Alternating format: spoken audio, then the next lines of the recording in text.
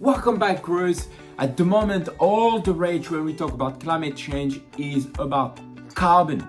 Carbon this, carbon that. Carbon sounds to be the evil, right? The devil right now on the planet. But it's really not, right? And do we really understand when we talk about carbon, do we really understand the dance that it has on the planet? My name is Corel, and today we're going to be diving into the intricate carbon cycle and its romance with soil and plants.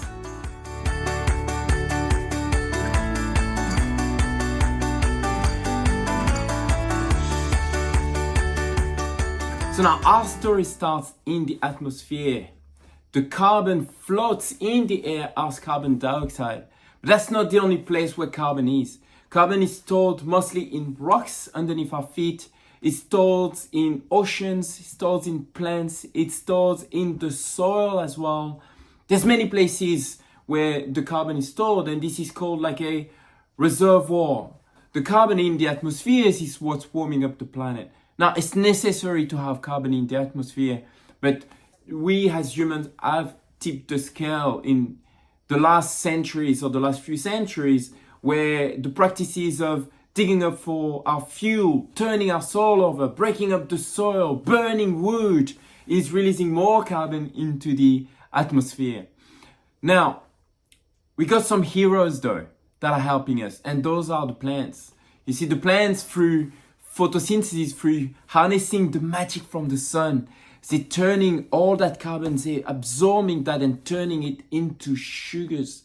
Now, those sugars are exudating out of the roots of the plants to be able to feed all that life that lives in the soil. And I know we've talked about that before, but that's really important to understand, because this process allows the carbon to go back into the soil where it all started. That carbon that is in the soil is eaten up and gobbled up by all those microbes. When that organic matter in the soil dies, that carbon is released back in the atmosphere. But not all of it. A portion of that carbon is stored in the soil as stable organic matter or humus. And these can be stored for centuries in the soil. Now, when you go and break up that soil, you're breaking up those little organic matters, you're breaking up those aggregates, and that forces the carbon to release back into the air. You get that the soil and the plants through photosynthesis really becomes one of our biggest ally in being able to bring that carbon back into the soil and storing that away from our atmosphere. But not only the soil, beyond the soil, there's also the ocean that plays a huge role in being able to regulate that balance of carbon on the planet. The ocean has plants that also do photosynthesis, and those plants are called phytoplankton, and those phytoplankton does a lot of work to be able to bring that carbon back deep into the ocean.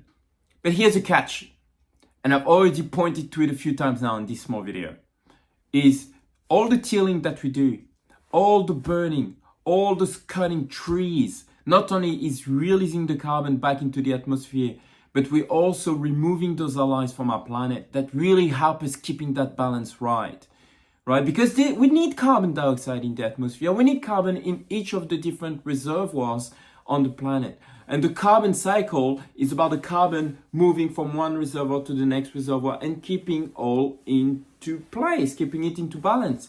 But we as humans, and note that in the past, bacteria, some microbes in like millions and millions of years ago, probably 250 million years ago, caused the first mass extinction of the planet because it released a lot of carbon out in the atmosphere.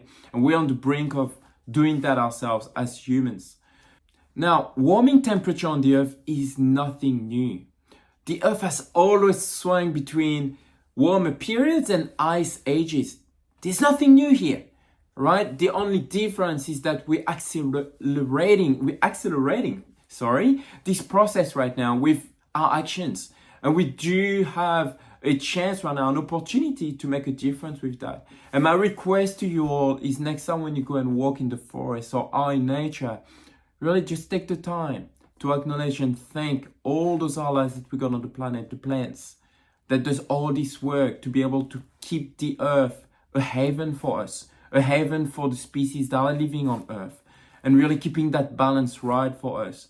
And maybe, just maybe, we can think next time a little bit of what the impact we have in our day-to-day actions, the impact that it has on the planet, and choose whether or not we want to help those allies or whether we want to work against them. Now, there's nothing wrong with choosing one side or the other side, but all I want is that we become a lot more aware of it and really just respect that all this life on Earth, all those plants, all those greeneries on Earth is really doing an amazing job for us and really doing the heavy lifting to be able to keep that balance.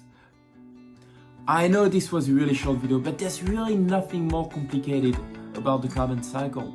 It's just the carbon moving from one reservoir to the next reservoir. But right now we've tipped the scale, and this is all in an imbalance right now. We're pushing a lot more carbon into the atmosphere. So really, the carbon scale is our story too, and as custodian of the Earth, it's really our responsibility, just like the plant's responsibility, to keep that balance right so that we can keep that Earth a safe haven for us to thrive into. So this is it for this video. If you liked it, just hit that like button. There will be more videos in this soul series, so subscribe to this channel as well.